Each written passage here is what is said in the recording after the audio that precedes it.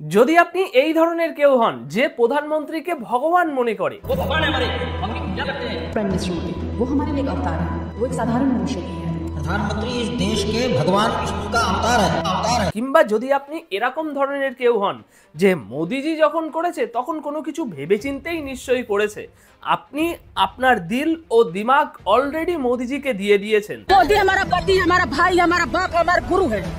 आप सब बोलिए, क्यों आपको लगता है कि मोदी जो और योगी जी वो विकास दे पाएंगे जो और कोई नहीं दे? हम उनके पर दिल दे बैठे हैं। তাহলে এরকম কেসে আপনার জন্য খুবই মুশকিল হতে পারে চোখ খুলে বাস্তব সত্যগুলো দেখা। কিন্তু অন্য সমস্ত মানুষদের জন্য যারা আসলেই দেশকে ভালোবাসে, বর্তমানে দেশের ভিতরে কি চলছে সেগুলো জানতে চায়, তাহলে আজকের এই ভিডিওটি ভীষণই ভীষণই জরুরি।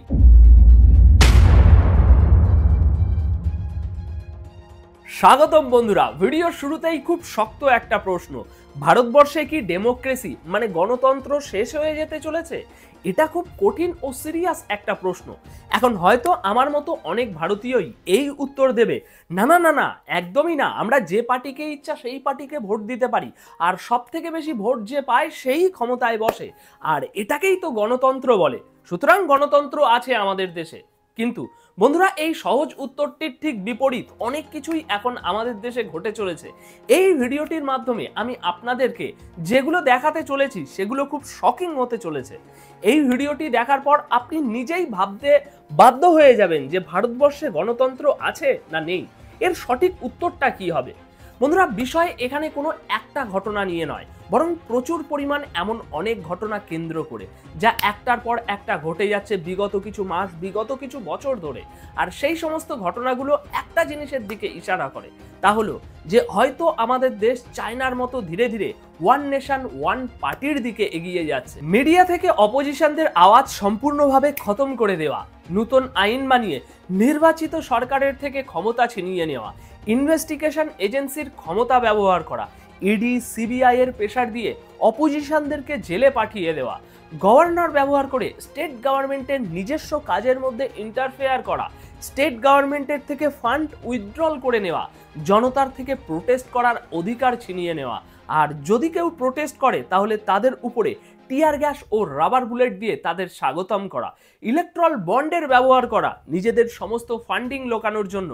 যদি কোনো অপোজিশন পার্টির ক্যান্ডিডেট জিতেও যায় তাহলে সোজাসুজি ইলেকশন ফ্রড করে নিজের দলকে জিতিয়ে দেওয়া, এরকমই আরো অনেক কিছু। যখনই কোনো অপোজিশন পলিটিশিয়ানের উপরে দুর্নীতির অভিযোগ ওঠে আর তখন সে যেই বিজেপি পার্টি জয়েন করে নেয়, তখন হঠাৎ করে সে পরিষ্কার হয়ে যায়, তার বিরুদ্ধে হওয়া সমস্ত কেস বন্ধ হয়ে যায়। আর এই বিষয়টির উপরে কেউ একটা গান বানিয়েছিল, washing powder Modi, washing powder Modi, झूठ और फरेबी सब छुप जाए, संगीन आरोप भी चुटकी में मिट जाए। হেমন্ত বিশ্বাস শর্মা তিনি যখন আগে কংগ্রেসে ছিলেন তখন তার বিরুদ্ধে অভিযোগ উঠেছিল সারদার চিটফান্ড স্ক্যাম নিয়ে। সিবিআই তাকে কোশ্চেনিং করার জন্য ডেকেছিলেন নভেম্বর 2014-তে, কিন্তু 2015-তে তিনি যখন বিজেপি জয়েন করেন তারপর থেকে আরও 7টি আলাদা আলাদা দুর্নীতির অভিযোগ ওঠে তার নামে। একটি অভিযোগ জায়গা জমির ব্যাপারে, একটি অভিযোগ তিনি নাকি সিন্ডিকেট চালাচ্ছেন। কিন্তু লক্ষ্য করার বিষয়, যবে থেকে তিনি বিজেপি জয়েন করেন আর কোনো রকম কোনো ইনভেস্টিগেশন হচ্ছে না তার উপরে।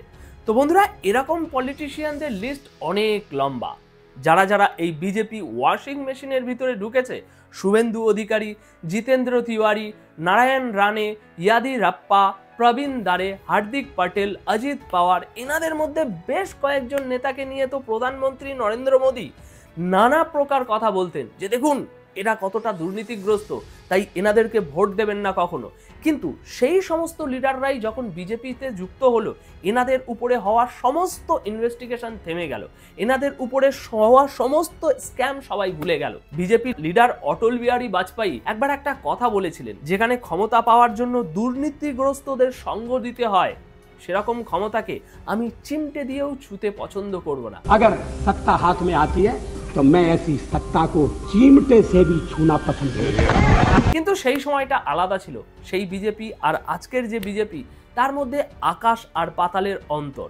এখন হয়তো আপনাদের মধ্যে অনেকে ভাবছেন যে আমি বিজেপির কেন এরকম বদনাম করছি।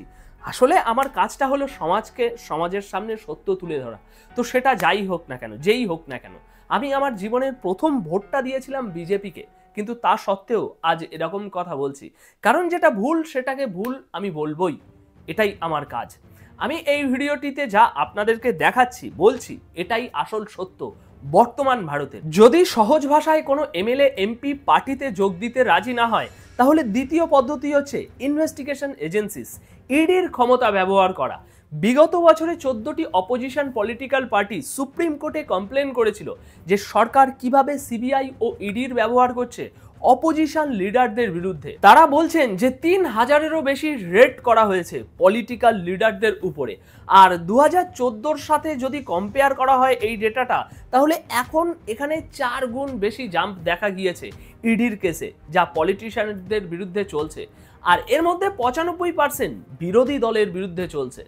নিউজ লন্ড্রির একটি ইনভেস্টিগেশনে বলা হচ্ছে যে ইডির ব্যবহার শুধুমাত্র পলিটিশিয়ানদের বিরুদ্ধেই করা হচ্ছে না, বরং বিভিন্ন কোম্পানির উপরেও করা হচ্ছে। কমসে কম 23টা এমন কোম্পানি যারা আজ পর্যন্ত বিজেপিকে কোনো ডোনেট করেনি, তাদের উপরে সেন্ট্রাল এজেন্সির রেড হয়। আর সেখানে একটি ইন্টারেস্টিং প্যাটার্ন দেখা যায়। রেড হওয়ার পর সেই কোম্পানিগুলো কোটি কোটি টাকা ডোনেট করছে বিজেপিকে। টোটাল 335 কোটি টাকা এরকম কিছু কোম্পানি বিজেপিকে ডোনেট করেছে, যাদের উপরে আইটি ও ইডির রেড হয়েছিল। তাহলে এখানে কি হুমকি দেওয়া হয়েছে এই কোম্পানিগুলোকে টাকা দেওয়ার জন্য? কে দেবে এই প্রশ্নগুলোর উত্তর? প্রশ্ন এখানে আরো একটা আছে, আমাদের দেশে কি ইলেকশন ফ্রি ও ফেয়ার ভাবে হচ্ছে? ফ্রি ও ফেয়ার ইলেকশনের অর্থ হলো রুলিং পার্টি ও অপোজিশন পার্টি দুজনকেই তাদের বক্তব্য রাখার সুযোগ দেওয়া হবে, দুজনকেই ইকুয়াল কভারেজ দেওয়া হবে মিডিয়াতে। কিন্তু আজ আমরা আমাদের মিডিয়াতে কি দেখতে পাচ্ছি? দিন রাত 24 ঘন্টা শুধু একটাই সরকারের গুণ গেয়ে যাওয়া হচ্ছে, একটাই পার্টির সুনাম করা হচ্ছে, তাদের জিনিসই বারবার শোনানো হচ্ছে। देश के हर माँ ये चाहते हैं कि उसका बेटा प्रधानमंत्री मोदी जैसा बने और हर बेटा भी खुद को नरेंद्र मोदी से जोड़कर देखना चाहता है। मोदी जी के पास हर चीज का सॉल्यूशन है। ये मोदी जैसा कोई नहीं, मोदी ने न्यू इंडिया बनाया है, पीएम नंबर 1। একটা সময় এমনও ছিল যখন দেশের দূরদর্শন চ্যানেলে রুলিং পার্টি ও অপোজিশন পার্টি একসাথে বসে ইলেকশনের ডিবেট করত নিউজ চ্যানেলে। দুই দিকেরই নিজেদের বক্তব্য রাখার অধিকার ছিল, কিন্তু আজকের দিনে দূরদর্শন কি এমনটা করতে পারবে? আজ তো বিজেপি নেতাদেরই কিছু বলার দরকার পড়ে না, কারণ টিভি অ্যাঙ্কাররা নিজেরাই বিজেপির স্পোক পার্সন হয়ে গিয়েছে। জনতার হয়ে সরকারের কাছে প্রশ্ন করার বদলে তারা সরকারের হয়ে জনতার কাছে প্রশ্ন করছে। এনডিটিভি এটাই একমাত্র একটা চ্যানেল ছিল যারা হিম্মত করত সরকারের কাছে প্রশ্ন করার, কিন্তু শেষ পর্যন্ত এই চ্যানেলটাকেও প্রধানমন্ত্রীর বন্ধু গৌতম আদানি কিনে নেন। তাই বলতে পারেন যে আজকের সময়ে টিভি নিউজের পুরোপুরি শ্রাদ্ধ হয়ে গিয়েছে। দেশে সরকার অ্যাডভার্টাইজমেন্টের নামে এই টিভি চ্যানেলগুলোকে প্রচুর পরিমাণ কোটি কোটি টাকা দিয়ে থাকে, আর এই টিভি চ্যানেলগুলো দিন রাত 24 ঘন্টা সরকারের গুণ গেয়ে যায়। যদি আসল খবর আপনার আমার কাছে এসে না পৌঁছায়, তাহলে কিভাবে ফ্রি ও ফেয়ার ভাবে আমরা ডিসাইড করতে পারবো যে আপনি কাকে ভোট দেব? 77 দিন পর্যন্ত মণিপুর জ্বলতে থাকলো, কিন্তু টিভি চ্যানেলে কোনো স্পেশাল রিপোর্ট করা হলো না। এমনই অনেক ঘটনা দুর্নীতি দেশে ঘটে চলেছে সরকারি ডিপার্টমেন্ট ও মিনিস্ট্রির ভিতরে, কিন্তু সেগুলো আমরা না দেখতে পাই না খুঁজে পাই। একটা দেশের ডেমোক্রেসিতে, গণতন্ত্রে মিডিয়াকে ফোর্থ প্লেয়ার বলা হয়, যারা সরকারের কাছে প্রশ্ন করবে। কিন্তু আজ পরিস্থিতি কি? টিল ডেট প্রধানমন্ত্রী এমন 0 প্রেস কনফারেন্স করেছে যেখানে তার কাছে কোনো আনস্ক্রিপ্টেড প্রশ্ন করা হয়েছে। অথচ যখন মনমোহন সিং প্রধানমন্ত্রী ছিলেন, তখন তিনি কমসে কম 117 বার প্রেস কনফারেন্স করেছিলেন। আমাদের দেশে যখন শেষবার প্রপার প্রেস কনফারেন্স করা হয়েছিল প্রধানমন্ত্রী দ্বারা, সেই দিনটি আজ প্রায় 10 বছর হয়ে গিয়েছে। সেই শেষ প্রেস কনফারেন্সটিতে 62টি আনস্ক্রিপ্টেড কোশ্চেন জিজ্ঞাসা করা হয়েছিল প্রধানমন্ত্রী মনমোহন সিং এর কাছে, আর সেখানে 100রও বেশি সাংবাদিক উপস্থিত ছিল ওই মঞ্চে। আমাদের দেশের ইলেকশন কমিশন একদম ক্লিয়ার একটা ডাইরেকশন দিয়ে রেখেছে যে ইন্ডিয়ান আর্মির নাম নিয়ে কখনো কোথাও ব্যবহার করা যাবে না এই নামটা কোনো পলিটিক্যাল ক্যাম্পেনে। কিন্তু প্রধানমন্ত্রী মোদি 2019-এর ইলেকশনের আগে ভোট চায় पुलवामा एयर स्ट्राइक के नामे। मैं मेरे फर्स्ट टाइम वोटर से कहना चाहता हूं कि आपका पहला वोट पुलवामा में जो वीर शहीद हुए, उन वीर शहीदों के नाम आपका वोट समर्पित हो सकता है क्या? উত্তরপ্রদেশের চিফ মিনিস্টার আদিত্যনাথ ইয়োগী তো এর থেকেও আরো এক কদম এগিয়ে যায়। তিনি ইন্ডিয়ান আর্মিকে মোদিজির সেনা বলে ডাকে।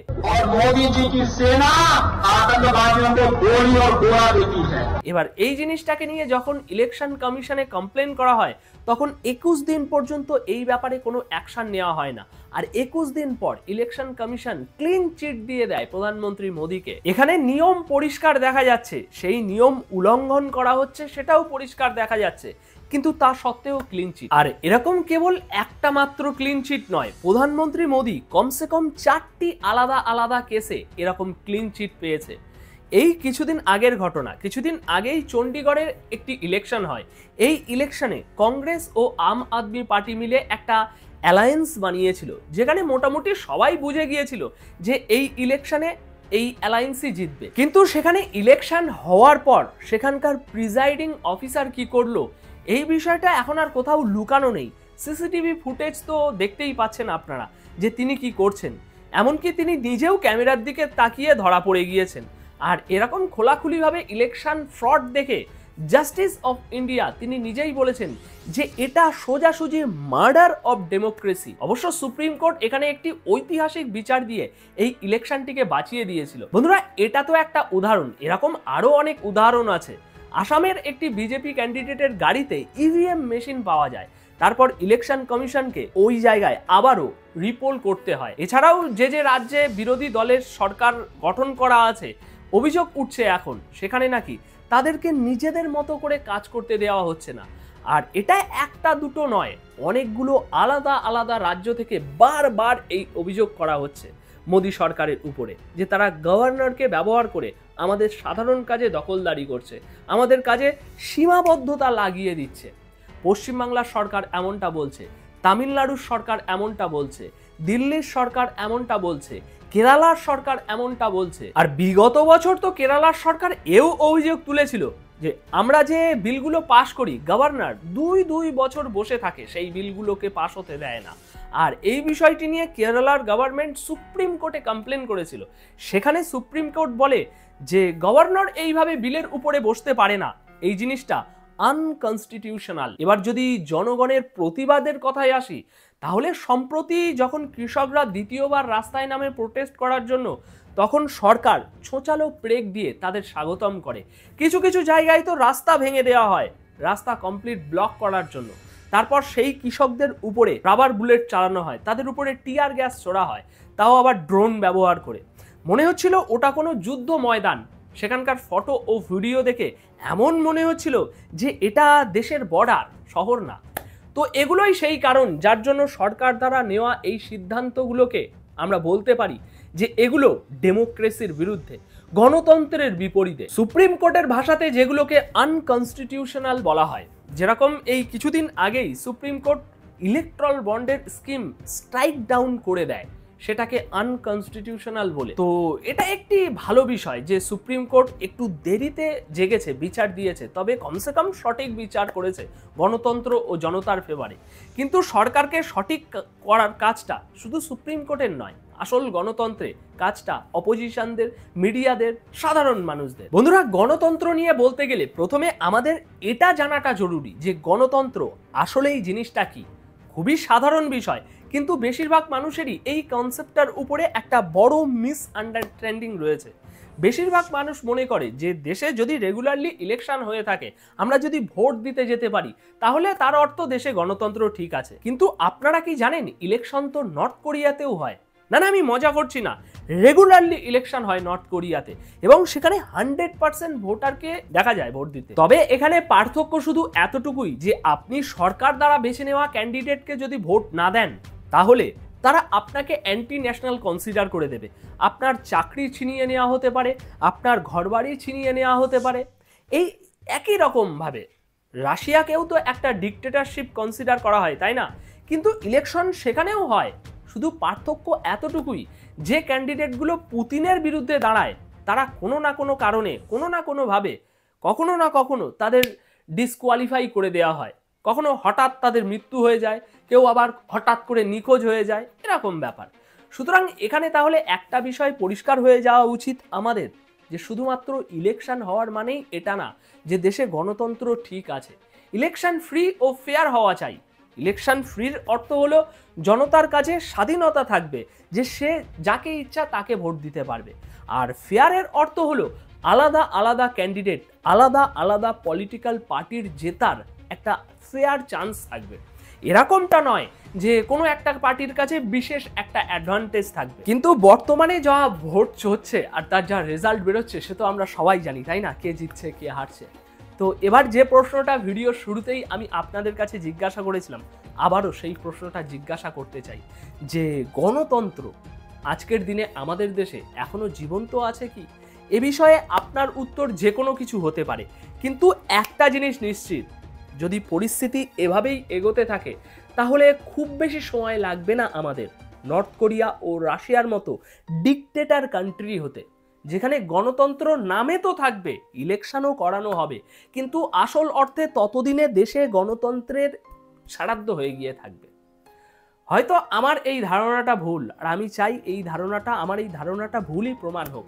প্রধানমন্ত্রী মোদি চায়নার শি জিনপিং এর মতো, রাশিয়ার পুতিনের মতো একজন ডিকটেটর লিডার হতে চাইছে, আর এখানে তার প্রধান অস্ত্র হলো হিন্দুত্ব, গোটা দেশকে হিন্দু রাজ্য বানানো। আর আন্তর্জাতিক মহলে তিনি যেভাবে গেম খেলে রেখেছেন তাতে তার এই কার্যে সফল হয়ে যাওয়ার সম্ভাবনাটাই সবথেকে বেশি। আমরা এটা মানি আর না মানি, এটাই ফ্যাক্ট। তো ভিডিওটি সম্বন্ধে আপনার কি মন্তব্য? আমি চাই এই গুরুত্বপূর্ণ ভিডিওটিতে আপনার মন্তব্য অবশ্যই কমেন্ট বক্সে জানিয়ে যান। আজ অনুপ তাহলে এখানেই বিদায় নিচ্ছে। দেখা হচ্ছে পরবর্তী এপিসোডে নতুন কিছু তথ্যের সাথে।